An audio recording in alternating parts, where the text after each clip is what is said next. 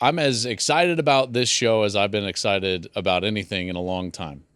The documentary about Gus, Back to School, Gus Johnson Goes Back to School, is going to drop. It drops Saturday night, 7 p.m. on Fox, right before Gus calls the Michigan State game. More on that in just a moment. But first, why'd you want to go back to school? Man, when we remember COVID. Oh, yeah. When we were really locked in the house. Yep. I mean, really locked in the house. Yep. You couldn't even go hit golf balls. That's right. Especially here. You were in L.A. at the time. Right. I was in Orange County in California. I mean, out here, they shut down the beach. Everything. You couldn't go to the beach. Yeah, couldn't do anything. I remember almost getting a ticket because I snuck out and went to the beach. And the beach patrol came by and said, man, you got to go. I was like, gosh. So during the midst of that, I got paranoid. You turn your TV on and, I'm watching Dr. Anthony Fauci every day tell us. It made it feel like it was hopeless, at times. I got depressed. And I remember saying to myself, if and when things get back to normal, I'm going to do something so I can go be around people. Remember, Joel, they canceled Michigan, Ohio State. Yeah. Remember, we were down in Champaign. They canceled Ohio State, Illinois. Right. I'm like, what the heck is going on? This is weird. This is surreal. Nobody in the stands. We called a whole year of football, nobody in the stands. So I wanted to be around people. And I wanted to refresh my brain. Mm-hmm. I've been doing this for a long time now, 30 years. I know how to do my job. But I wanted to learn about other things. That's why I decided to go back and try to heal. Yeah, in a way, try to learn. A good way to put it. Yeah, I needed to. After going through all that, I think we all needed some therapy.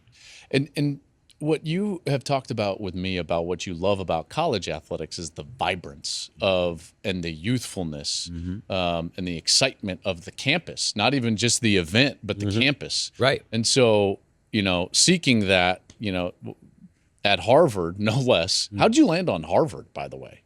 Tommy Amaker. Okay. Tommy Amaker and I go back 25 years to the time when he was an assistant at Duke for Coach K. And he's gone on to Seton Hall, Michigan, now Harvard. We just have always stayed in contact with each other. We've always had a special relationship. So I reached out to a couple of schools, Harvard being one of them, Tommy, and I felt kind of good, y'all. He started recruiting me. He was like, "You come here. You ain't going nowhere else." I'm like, okay, I don't know who he's talking to. That's Harvard. Me? But, I applied to the program, wrote my paper, and, faculty interviews, yeah. and, recommendation letters and stuff like that. And just, it was divine. Yeah. It was just the right place, right time. What was your favorite part? I haven't even asked you this yet. Because, listen, during the year, you were in it. Yeah. And busy, and I could see it. Right. And there were weeks when you'd come in and be like, "Hey, man, green light." Right.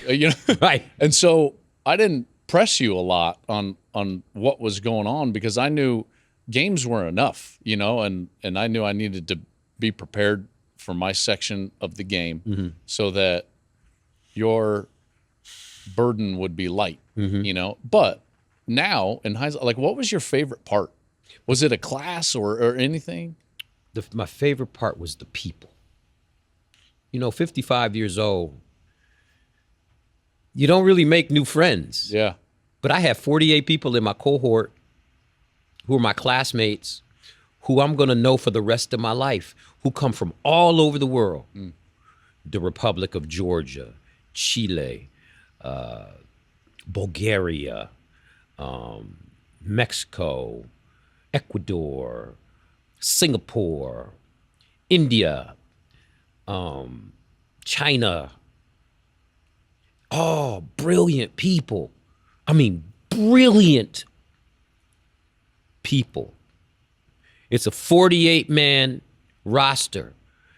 Your man came in at number 48, and I'm okay with that.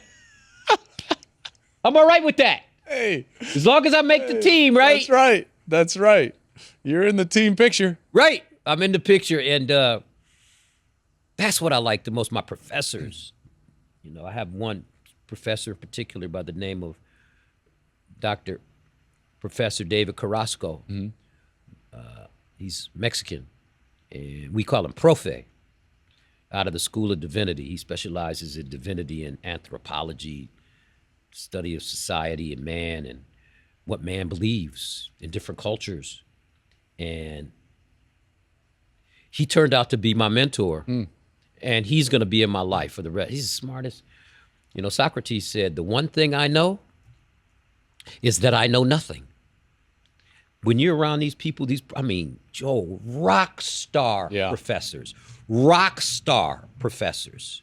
Now, you can teach yourself, you can educate yourself, but it's nice to have a curriculum for you, and then professors come in and explain it even more. Sure. So we were going to these deep dives, man.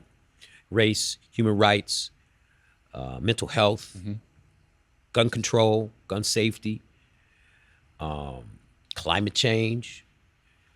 And they would bring in some of the most incredible speakers and professors that just knew it. Not only did they know it backwards and forwards, they wrote the book. Right. Please go to the 5th chapter I wrote. Exactly. So I just thought that was so refreshing. And then having a chance to be around the undergrads, it's so funny, man. That's why, you know, we're in college sports, and I would be in class with undergraduate students, and they would look at me and go, "Aren't you?" I was like, "Yeah." "Oh, what are you doing here?" I was like, "Man, trying to learn me something." But I saw that youth. Yeah. I saw kids trying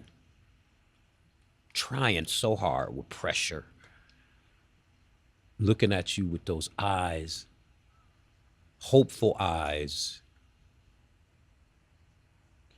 just wanting to be encouraged, wanting to know that they're on the right path. Just somebody confirm it. I remember this one young lady, I spoke at Harvard. I spoke in front of Dr. Carrasco's class to the students. The class was called Interdimensions of the Human Experience Apocalypse, Divinity School class. And I remember during my speech, I think I told them talked about trying hard and just trying to move forward and setting goals for yourself. And then this one young lady came down, because after the class, some of them wanted to come down and meet and shake hands and stuff. And one young lady said, you know, she's a medical school student, major pressure. She's in undergrad, getting ready to go to medical school, and brilliant kid. She said, you talked about goals, but what do I do when I set my goals and I attain them? And I felt like a coach. I felt like a coach, like Coach Saban. Well, when you attain your goals, you set new goals. Always have a goal. And she looked up at me and she smiled and she said, "Thank you so much." I said, "No, thank you." Yeah. I can't wait to watch it. Yeah. Doc drops again, 7 p.m. on Saturday, Fox, February 18th. Back to School with Gus Johnson. Hey, thanks for watching. If you enjoy that clip, make sure you click subscribe somewhere down here. From game highlights to exclusive interviews and rankings, we've got everything you need as a college football fan right here, College Football on Fox.